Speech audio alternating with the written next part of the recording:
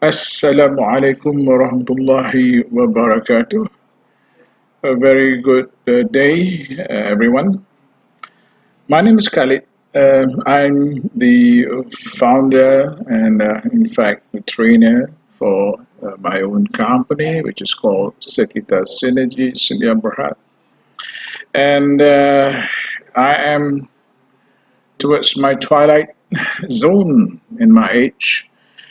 And of late, since the year 2007, right up to today, I have got this hunch, a deep feeling that when I look around while doing life cycle assessment, in fact, I was figuring out while pondering on the life cycle perspective of environmental aspects, as you know, as one of the elements in ISO 14001, I began to feel rather strongly that when we look at anything from the life cycle perspective, we come to conscience that even waste, what we call waste today, is not really waste. And I start to dig up further, and I am also thankful to YouTube because a lot of people, good people, honorable people, have published good documentations, good documentaries on environmental topics, especially waste. And I saw that many of them has turned a lot of items which we call here, at least where I'm from, waste, to become renewed resource. In fact, some of them become a very good product. So I have changed, in fact, my slogan in 2017, as you can see at the slide on the top right, waste doesn't exist. It sounds bold, but this is what I feel and this is what I believe. Waste doesn't exist. And just about a week ago, late July 2020, as I was recorded by a friend from IK Academy or Asia I Knowledge, Miss Diana. She recorded a video, and from her video, it was a question which prop up from the supervisor, and I was interviewed in the video, and I have shared this video immediately after this. And I would like to share the fact that all of us should be thinking deep into converting waste into renewed resources, because all these wastes are in fact environmental resource. They are still resources, and we call it waste because simply we do not know what to do with it. We haven't put enough effort to think about it because we are busy making money, I believe, and perhaps other legislative hindrance in one way or another. So I implore to all the young people who share this opinion to dig deeper into the topic and to convert waste into resources. Thereby, hopefully, we are able to have a more sustainable future and a cheaper world to live in. Okay, so have a good time watching the video. Please subscribe, perhaps share, and put some comment. And this is an inaugural. I'm not good in YouTubing. My daughter taught me how to do this, so I'm learning still at this stage. I'm grateful to be able to do it today. In fact, while recording this, my daughter is beside me watching whether I'm doing the right thing. This is just a test. But watch the video, and we'll get together someday. Thank you very much. Bye-bye. So, Encik Khalid, energy consumption in wastewater treatment plant is one of the biggest issues faced by industries. Is there any tips to reduce the energy consumption? Yes, not just tips. Okay.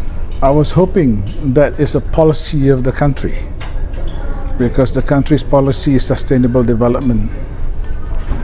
But as we go in depth in the wastewater treatment plant, a lot of energy is needed, especially when they have got to use aeration, for example, using huge blower, using electrical energy, or perhaps some blower using a fossil fuel powered engines to drive the pumps and all these electrical components. You have got so many electrical components in a wastewater treatment plant, from transfer pump right up to final discharge point. Conserving electrical energy is for me top priority in wastewater treatment plant. If there is a way, if that is your question, is there any way? One way I look at is to use renewable energy resource, such as solar energy. And hopefully the government won't interfere when industries use solar by giving some form of pressure, normally financial. There's a lot of financial mechanism when we use solar. And we don't want any interference like this. Let the industry use solar energy at free will with no restriction, tax exemption to import all the resource conservation equipment, such as solar panel, such as vertical windmill, you name it. There's a lot of technologies, and even those technologies, some of which I do not know. Our young engineers, young people has got good ideas and they develop a lot of new things. Let them explore at a higher level of energy conservation technique, and let them do it. So to answer your question, yes, there is a lot of opportunity. It's just whether we are able to do it freely or there is conditions by governance. That's all. Okay, thank you, Cik Khalid. Yeah, I hope I didn't offend anyone. Okay, my second question. Okay, Cik Khalid, any effective ways to keep BOD and TSS under control? Biochemical oxygen demand and total suspended solids under control before coming to wastewater treatment plant or discharge. Not sure. Oh, okay. Yeah. From production, sometimes BOD inevitably is already high due to the nature of industrial processes. When I talk about, for example, palm oil mill, they already have high BOD in their raw effluent, but so far we found that they are able to treat the high level of BOD from say 14,000 milligram per liter, and they're discharging even below 10 milligram per liter, which is very, very good. So to reduce BOD discharges into the river, yes, the technology is already there. Malaysia has been doing it since 1970s. It's not new. And if you ask for tips to ensure BOD is low, I think we don't need tips now. We have got the technology in place and people are doing it. But if you talk about effective treatment method in reduction of BOD, I still prefer the SBR, sequential batch reactor. The normal or conventional aeration tanks and pond require more time. But when you use SBR, it's just 2-cylinder tower of tanks, and you can alternate them, and they work very well. I think SBR would be at the moment, but in the future there are other technologies that we can use to reduce BOD, usually plants, which is under study now. I think in some countries they're doing it already. Okay, thank you, Cik Khalid. Yeah. My third question is that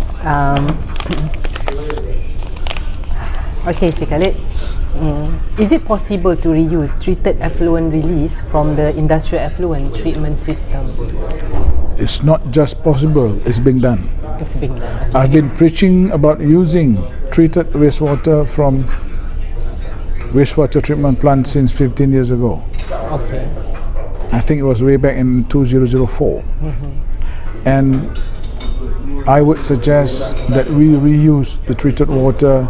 If not into production, we can divert it back to our toilets. Because at the moment, as you and me are experiencing today, we pay to do our business.